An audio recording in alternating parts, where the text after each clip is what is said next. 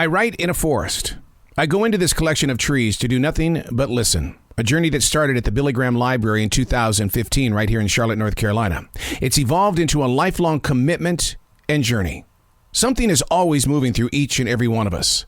We call it the calling.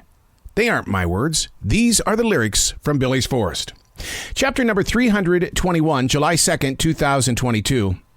I sit here waiting for a dream, which at 60 years old could be the most simple thought. There are trees in this forest that are far older than a poet with a pen.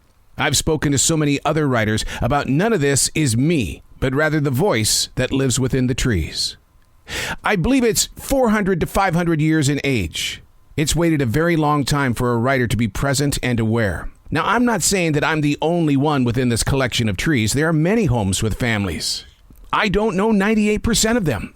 Therefore, there's no way to lay claim to the idea that I could be the solo performance. But who knows? Without physically knocking on doors and hearts, the quest to locate other writers within this lay of land and limbs, it's beyond me, which means I believe the voices that we hear inside these trees reaches out to all people. It believes in the power of choice, to write and or express what's been planted in another passerby's heart. Let it grow beyond this moment. You know, that's how we are.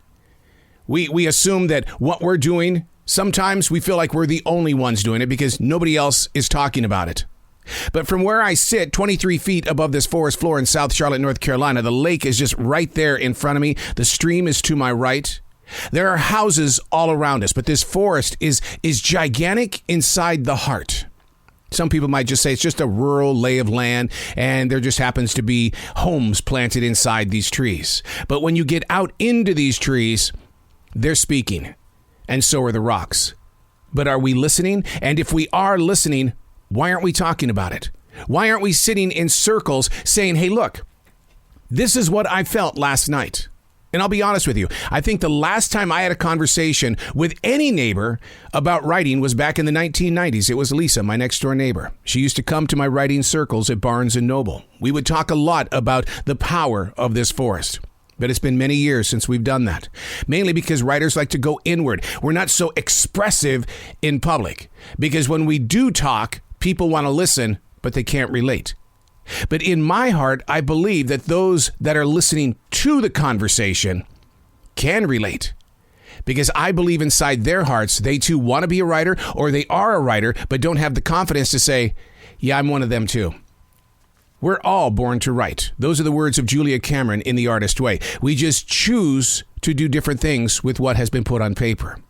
Sometimes we don't believe in those words, but you have to go into every day with one thought.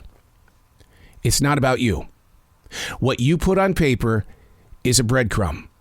It's part of the needle in the haystack. What you share on a page and speak openly about could be that very message that someone on the outside of you needed to hear today. But if you hold on to it, if you hoard it, then someone's going to miss out on a very, very valuable message. I'm Errol.